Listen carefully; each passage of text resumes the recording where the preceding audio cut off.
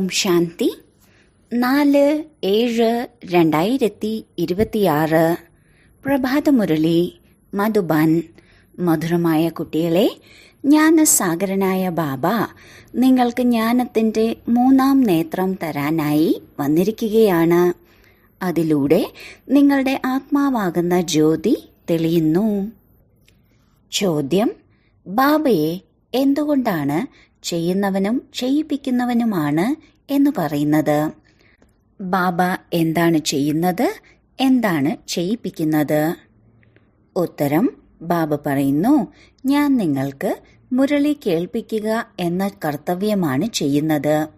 മുരളി കേൾപ്പിച്ച് മന്ത്രം നൽകി നിങ്ങളെ യോഗ്യതയുള്ളവരാക്കി പിന്നീട് നിങ്ങളിലൂടെ സ്വർഗത്തിന്റെ ഉദ്ഘാടനം ചെയ്യിപ്പിക്കുന്നു. നിങ്ങൾ സന്ദേശികൾ എല്ലാവർക്കും സന്ദേശം നൽകുന്നു. ഞാൻ നിങ്ങൾ കുട്ടികൾക്ക് ശ്രീമതം നൽകുന്നു. ഇത് തന്നെയാണ് എന്റെ ആശീർവാദം അല്ലെങ്കിൽ കൃപ. ഗീതം: ഇന്ന് അതിരാവിലെ ആരാണ് വന്നത്? ഓം ശാന്തി. കുട്ടികൾ ഗീതം കേട്ടു. നമ്മുടെ 3-ാമത്തെ നേത്രം ശരിക്കും തുറക്കാൻ തക്കവണ്ണം അതിരാവിലെ നമ്മൾ കുട്ടികളെ ഉണർത്താൻ വന്നത് ആരാണ്? ജ്ഞാനസാഗരനായ പരമപിത പരമാത്മാവിലൂടെ നമ്മുടെ ജ്ഞാനത്തിന്റെ 3-ാം നേത്രം തുറന്നിരിക്കുന്നു. ബാബ ആത്മാവാകുന്ന ജ്യോതിയെ തെളിയിക്കുന്നു എന്ന് മനസ്സിലായി. എന്നാൽ ബാബ അച്ഛനാണെന്ന് ആർക്കും അറിയില്ല. ബ്രഹ്മസമാജത്തിലുള്ളവർ പറയുന്നു, പരമാത്മാവ് ജ്യോതിയാണ്, പ്രകാശമാണ്. അവർ ക്ഷേത്രത്തിൽ എപ്പോഴും ജ്യോതിയാണ് തെളിയിക്കുന്നത്. കാരണം പരമാത്മാവ് ജ്യോതിയാണെന്നാണ് അംഗീകരിക്കുന്നത്. അതുകൊണ്ടാണ് ബ്രഹ്മസമാജത്തിലുള്ളവരുടെ ക്ഷേത്രത്തിൽ ജ്യോതി തെളിയിച്ചു വെക്കുന്നത്. ബാബ തിരി ഉപയോഗിച്ചല്ല ആത്മാവാകുന്ന വിളക്ക് കത്തിക്കുന്നത്. ഈ കാര്യം തന്നെ വേറിട്ടതാണ്. ഈശ്വരന്റെ ഗതിയും മതവും വേറിട്ടതാണെന്ന് പാടാറുണ്ട്. ബാബ സദ്ഗതിക്ക് വേണ്ടിയാണ് ജ്ഞാനം യോഗം പഠിപ്പിക്കുന്നതെന്ന് ഇപ്പോൾ നിങ്ങൾ കുട്ടികൾക്കറിയാം. പഠിപ്പിക്കാനും ആരെങ്കിലും വേണമല്ലോ. ശരീരം പഠിപ്പിക്കില്ലല്ലോ. എല്ലാം ആത്മാവ് തന്നെയാണ് ചെയ്യുന്നത്. ആത്മാവിൽ തന്നെയാണ് നല്ലതും മോശവുമായ സംസ്കാരങ്ങൾ ഉള്ളത്. ഈ സമയത്ത് രാവണൻ പ്രവേശിച്ചത് കാരണം മനുഷ്യരുടെ സംസ്കാരങ്ങളെല്ലാം മോശമാണ്. അർത്ഥം 5 വികാരങ്ങൾ പ്രവേശിച്ചിരിക്കുകയാണ്. ദേവതകളിൽ ഈ 5 വികാരങ്ങൾ ഇല്ല. ഭാരതത്തിൽ ദൈവിക സംസ്കാരമുണ്ടായിരുന്നപ്പോൾ ഈ മോശമായ സംസ്കാരമൊന്നും ഉണ്ടായിരുന്നില്ല. സർവഗുണസമ്പന്നരായിരുന്നു. ദേവീ ദേവതകളുടെ നല്ല സംസ്കാരത്തെയാണ് നിങ്ങളിപ്പോൾ ധാരണ ചെയ്യുന്നത്. എല്ലാവർക്കും സെക്കൻഡിൽ സദ്ഗതി നൽകുന്നത് ബാബ മാത്രമാണ്. ഭക്തി മാർഗത്തിലുള്ള ഗുരുക്കന്മാർക്കും സന്യാസിമാർക്കും ഒന്നും ഒരാളുടെയും സദ്ഗതി ചെയ്യാൻ സാധിക്കില്ല. ബാബ വരുന്നതിലൂടെ മാത്രമാണ് എല്ലാവരുടെയും സദ്ഗതി ഉണ്ടാകുന്നത്. പതീതമായ ലോകത്തിന്റെ വിനാശം ചെയ്ത് പാവനമായ ലോകത്തിന്റെ ഉദ്ഘാടനം ചെയ്യൂ അഥവാ വാതിൽ തുറക്കൂ എന്ന് പറഞ്ഞാണ് പരമപിത പരമാത്മാവിനെ വിളിക്കുന്നത്. ബാബ വന്ന് ശിവശക്തി മാതാക്കളിലൂടെ ഗേറ്റ് തുറപ്പിക്കുന്നു. വന്ദേ മാതരം എന്നാണ് പാടപ്പെട്ടിട്ടുള്ളത്. ഈ സമയത്ത് അമ്മമാരെയൊന്നും വന്ദിക്കാൻ സാധിക്കില്ല. കാരണം ആരും ശ്രേഷ്ഠാചാരിയല്ല. യോഗബലത്തിലൂടെ ജനിക്കുന്നവരെയാണ് ശ്രേഷ്ഠാചാരികളെന്ന് പറയുന്നത്. ലക്ഷ്മി നാരായണനെ ശ്രേഷ്ഠാചാരികളെന്നാണ് പറയുന്നത്. ദേവീ ദേവതകളുണ്ടായിരുന്നപ്പോൾ ഭാരതം ശ്രേഷ്ഠാചാരിയായിരുന്നു. ഈ കാര്യങ്ങളൊന്നും മനുഷ്യർക്ക് അറിയില്ല. അവർ അവരവരുടെ പദ്ധതികളാണ് ഉണ്ടാക്കിക്കൊണ്ടിരിക്കുന്നത്. ഗാന്ധിജിയും രാമരാജ്യം ആഗ്രഹിച്ചിരുന്നു. അപ്പോൾ അതിലൂടെ ഈ ലോകം രാവണ രാജ്യമാണെന്ന് തെളിയുന്നു. ഭാരതം പതീതമാണ്. എന്നാൽ രാമരാജ്യത്തിന്റെ സ്ഥാപനയും രാവണ രാജ്യത്തിന്റെ വിനാശവും ചെയ്യിപ്പിക്കുന്നതിന് വേണ്ടി പരിധിയില്ലാത്ത ബാപ്പുജി വേണം.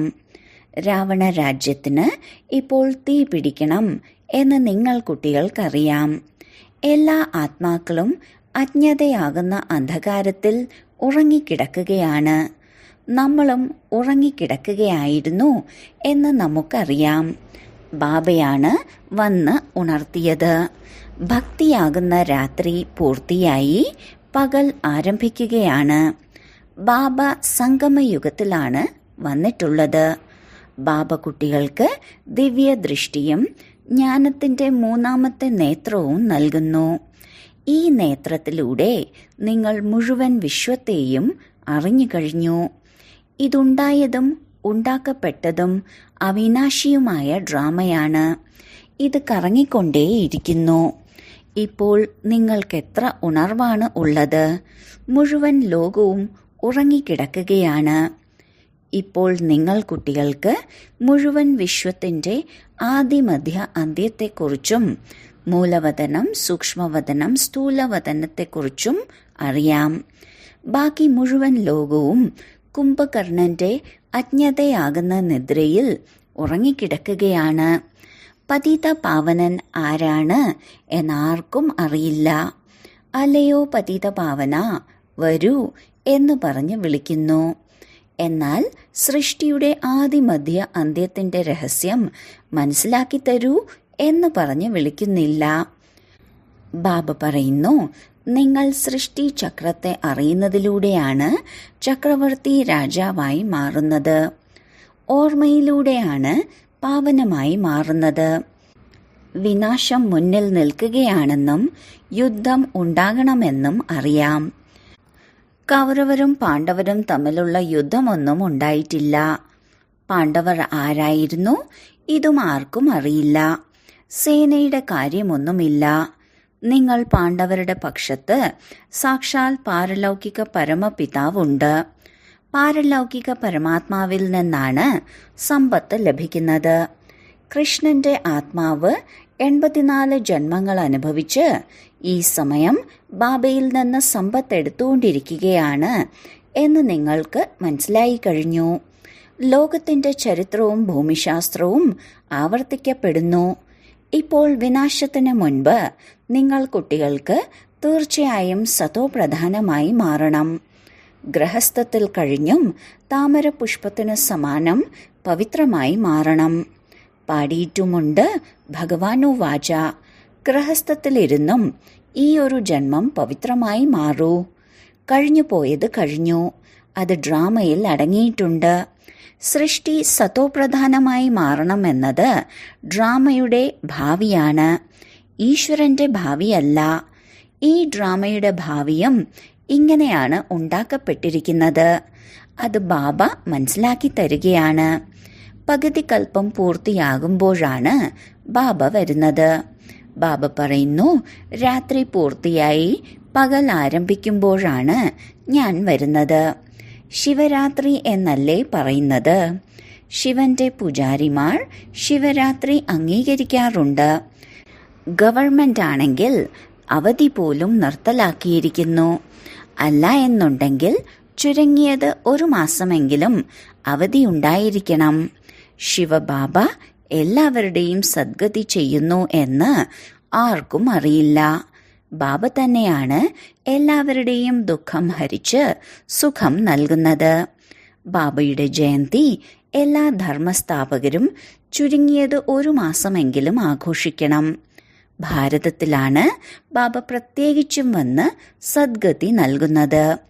ഭാരതം സ്വർഗമായിരുന്നപ്പോൾ ദേവീ ദേവതകളുടെ രാജ്യമായിരുന്നു. മറ്റൊരു ധർമ്മവും ഉണ്ടായിരുന്നില്ല. ദേവതകൾ വിശ്വത്തിന്റെ അധികാരികളായിരുന്നു. ഒരു വിഭജനവും ഉണ്ടായിരുന്നില്ല. അതുകൊണ്ട് അഖണ്ഡവും ഉറച്ചതും സുഖശാന്തിയുടെയും സമ്പത്തിന്റെയും ദൈവികമായ രാജ്യം നമ്മൾ വീണ്ടും പ്രാപ്തമാക്കുകയാണ്. പരിധിയില്ലാത്ത ബാബയിൽ നിന്നും പരിധിയില്ലാത്ത സമ്പത്ത് 5000 വർഷങ്ങൾക്ക് മുൻപും ലഭിച്ചിരുന്നു. സൂര്യവംശികളുടെയും ചന്ദ്രവംശികളുടെയും രാജ്യത്തിൽ ഒരു ദുഃഖവും ഉണ്ടായിരുന്നില്ല. പാടാറുമുണ്ട്, രാമരാജ രാമപ്രജ. സത്യുഗത്തിൽ അധർമ്മത്തിന്റെ കാര്യമൊന്നും ഇല്ല. ബ്രഹ്മാവും വിഷ്ണുവും തമ്മിൽ എന്ത് ബന്ധമാണുള്ളതെന്നും ബാബ നിങ്ങൾക്ക് മനസ്സിലാക്കി തന്നിട്ടുണ്ട്. ബ്രഹ്മാവിന്റെ നാഭിയിൽ നിന്ന് വിഷ്ണു ഉണ്ടാകുന്നു. ഇതെന്തൊരു അത്ഭുതകരമായ ചിത്രമാണ് ഉണ്ടാക്കിയിരിക്കുന്നത്. ഈ ലക്ഷ്മി നാരായണന്മാരാണ് അവസാനം ബ്രഹ്മ സരസ്വതിയും ജഗദംബയും ജഗത് പിതാവുമായി മാറുന്നത്. പിന്നീട് അവർ രണ്ടുപേരും വിഷ്ണു അഥവാ ലക്ഷ്മി നാരായണനായി മാറുന്നു. ഈ കാണുന്ന ചിത്രങ്ങളൊന്നും യഥാർത്ഥമല്ല എന്ന് ബാബ മനസ്സിലാക്കി തരുന്നു. ശിവന്റെ വലിയ ചിത്രം ഉണ്ടാക്കുന്നതും യഥാർത്ഥമല്ല. ഭക്തിക്ക് വേണ്ടിയാണ് വലുതാക്കി ഉണ്ടാക്കിയിരിക്കുന്നത്. ഇല്ലെങ്കിൽ ബിന്ദുവിനെ എങ്ങനെയാണ് പൂജിക്കുക? ബ്രഹ്മാവ് വിഷ്ണു ശങ്കരനെക്കുറിച്ചും ഒന്നും മനസ്സിലാക്കുന്നില്ല. ത്രിമൂർത്തി ബ്രഹ്മാവെന്ന് പറയുന്നു. ബ്രഹ്മാവിലൂടെ സ്ഥാപന, വിഷ്ണുവിലൂടെ പാലന എന്ന് പറയുന്നുണ്ടെങ്കിലും ബ്രഹ്മാവ് സ്ഥാപനയൊന്നും ചെയ്യുന്നില്ല. സ്വർഗത്തിന്റെ സ്ഥാപന ബ്രഹ്മാവാണോ ചെയ്യുന്നത്? സ്വർഗത്തിന്റെ സ്ഥാപന പരമപിത പരമാത്മാവാണ് ചെയ്യുന്നത്. ഈ വ്യക്തത്തിലുള്ള ബ്രഹ്മാവിന്റെ ആത്മാവ് പതീതമാണ്.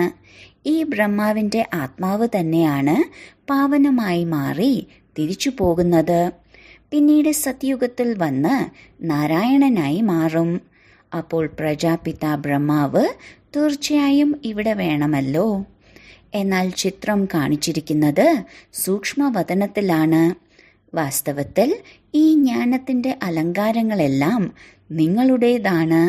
പക്ഷെ കാണിച്ചിരിക്കുന്നത് വിഷ്ണുവിനെയാണ്. രാത്രിയും പകലും ഭക്തി ചെയ്താൽ സാക്ഷാത്കാരം ഉണ്ടാകാറുണ്ട്. മീര എന്ന പേരും പ്രശസ്തമാണ്. പുരുഷന്മാരിൽ നമ്പർ 1 ഭക്തനാണ് നാരദൻ. അമ്മമാരിൽ വെച്ച് മീരയും. ഇപ്പോൾ നിങ്ങൾ നാരായണനെ അഥവാ ലക്ഷ്മിയെ വരിക്കുന്നതിന് വേണ്ടിയാണ് ഈ ജ്ഞാനം കേൾക്കുന്നത്. നിങ്ങളുടെ സ്വയംവരമാണ് ഉണ്ടാകുന്നത്.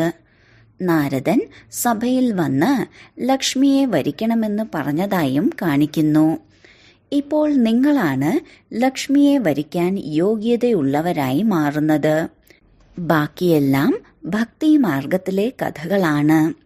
ബാബയാണ് ശരിയായ കാര്യം മനസ്സിലാക്കി തരുന്നത്. ലക്ഷ്മിയെ സത്യയുഗത്തിലും നാരദനാകുന്ന ഭക്തനെ ദ്വാപരയുഗത്തിലുമാണ് കാണിക്കുന്നത്. സത്യയുഗത്തിൽ നാരദൻ എങ്ങനെ വന്നു? രാധയും കൃഷ്ണനുമാണ് സ്വയംവരത്തിനു ശേഷം ലക്ഷ്മി നാരായണനായി മാറുന്നത്. ഇതും ഭാരതവാസികൾക്കറിയില്ല. എത്ര അജ്ഞതയാകുന്ന അന്ധകാരത്തിലാണ്. ബാബ മംഗളകാരിയാണ്. നിങ്ങളെയും ബാബ മംഗളകാരിയാക്കി മാറ്റുന്നു. മറ്റുള്ളവർക്ക് എങ്ങനെ മനസ്സിലാക്കി കൊടുക്കും എന്ന് വിചാരസാഗര മന്ഥനം ചെയ്യണം. ചിത്രങ്ങളെല്ലാം എങ്ങനെ ഉണ്ടാക്കാം എന്ന് ബാബ മനസ്സിലാക്കി തരുന്നു. ഗാന്ധിജിയുടെ നാഭിയിൽ നിന്ന് നെഹ്റു വന്നു. വിഷ്ണു എന്ന ദേവത എവിടെ കിടക്കുന്നു? ഈ മനുഷ്യര് എവിടെ കിടക്കുന്നു? ഈ കാര്യങ്ങളെല്ലാം ഇപ്പോഴാണ് നിങ്ങൾ കുട്ടികൾ മനസ്സിലാക്കുന്നത്. നിങ്ങളിൽ സംഖ്യാക്രമം അനുസരിച്ചാണ് സന്തോഷം ഉണ്ടാകുന്നത്. നമ്മളെ പരിധിയില്ലാത്ത ബാബയാണ് പഠിപ്പിക്കുന്നത്. ഇങ്ങനെ ഒരിക്കലും കേട്ടിട്ടില്ല. കാരണം ഗീതയിൽ കൃഷ്ണ ഭഗവാനുവാച എന്നാണ് എഴുതിയിരിക്കുന്നത്. ഭഗവാൻ എപ്പോഴാണ് വന്നത്, എപ്പോഴാണ് ഗീത കേൾപ്പിച്ചത്, അതിൻ്റെ തീയതിയും മാസവും ഒന്നുമില്ല. കൽപ്പത്തിന്റെ ആയുസ് ലക്ഷക്കണക്കിന് വർഷങ്ങളാണെന്ന് പറയുന്നു. ആരുടെയും ബുദ്ധിയിൽ വരുന്നില്ല. ഇപ്പോൾ ബാബ മനസ്സിലാക്കി തരികയാണ്. ബ്രാഹ്മണരുടെ വൃക്ഷം വളർന്നുകൊണ്ടിരിക്കുകയാണ്. വൃദ്ധി പ്രാപിച്ച് എണ്ണമറ്റതായി മാറും.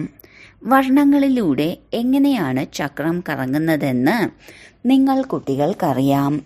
നമ്മൾ ബ്രാഹ്മണരുടെ വർണ്ണം ഏറ്റവും ഉയർന്നതാണ്. നമ്മൾ ഭാരതത്തിന്റെ ഗുപ്തവും സത്യവുമായ ആത്മീയ സാമൂഹിക സേവകരാണ്. നമ്മളിലൂടെയാണ് പരമപിതാ പരമാത്മാവ് സേവനം ചെയ്യിപ്പിക്കുന്നത്. നമ്മൾ ആത്മീയ സേവനമാണ് ചെയ്യുന്നത്.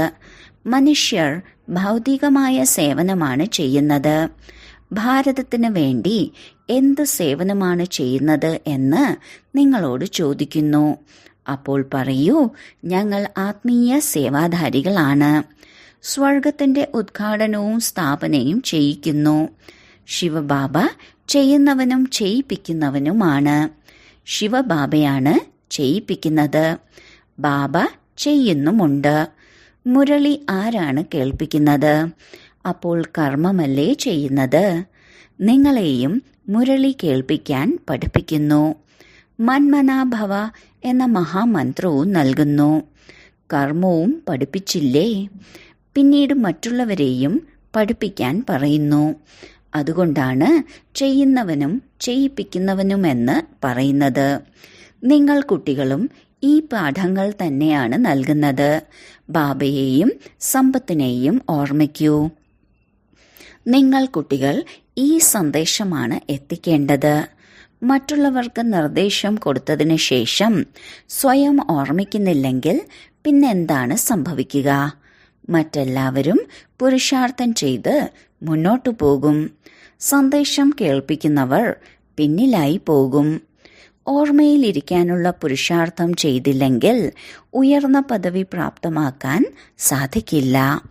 മറ്റെല്ലാവരും ഓർമ്മയുടെ യാത്രയിലൂടെ പാവനമായി മാറും. ബാബ ബന്ധനസ്ഥരായ അമ്മമാരുടെ ഉദാഹരണം പറയാറുണ്ടല്ലോ. അവർ കൂടുതൽ സമയം ഓർമ്മയിൽ ഇരിക്കുന്നു. ബാബയെ കാണാതെ തന്നെ അവർ കത്തുകൾ എഴുതുന്നു. ബാബ, ഞങ്ങൾ അങ്ങയുടേതായി മാറിക്കഴിഞ്ഞു. തീർച്ചയായും പവിത്രമായി ജീവിക്കും. നിങ്ങൾക്ക് ബാബയോട് പ്രീതബുദ്ധിയാണ്. നിങ്ങളുടെ മാലയാണ് ഉണ്ടാക്കിയിട്ടുള്ളത്. വിഷ്ണുവിന്റെ മാലയിലും രുദ്രമാലയിലും മുകളിലായിട്ടാണ് ജോഡി കാണിച്ചിരിക്കുന്നത്. മാലയിലെ ആദ്യത്തെ പൂവിനെയും 2 മുത്തിനെയുമാണ് നമസ്കരിക്കുന്നത്. പിന്നീടാണ് മുത്തുകൾ ഉള്ളത്. നിങ്ങളാണ് ഭാരതത്തെ സ്വർഗമാക്കി മാറ്റുന്നത്. അതിനാൽ ഈ മാല നിങ്ങളുടെ തന്നെ ഓർമ്മചിഹ്നമാണ്. ബാബയാണ് ഈ ഗീതാജ്ഞാനയജ്ഞം രചിച്ചത്. ഈ യജ്ഞത്തിൽ മുഴുവൻ പഴയ ലോകവും സ്വാഹ ആകും. ബാബ അതിസ്നേഹിയായ പിതാവാണ്.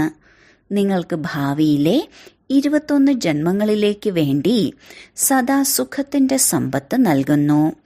ഡ്രാമയുടെ പദ്ധതി അനുസരിച്ച് കൽപ്പം മുൻപ് സമ്പത്തെടുത്തവർ തീർച്ചയായും വരും. ബാബ പറയുന്നു, കുട്ടികളെ, സുഖധാമത്തിലേക്ക് പോകാൻ പാവനമായി മാറണം. ബാബയെ ഓർമ്മിക്കൂ, കൃപ കാണിക്കൂ, സഹായിക്കൂ എന്നൊന്നും പറഞ്ഞ് ഒന്നും യാചിക്കരുത്.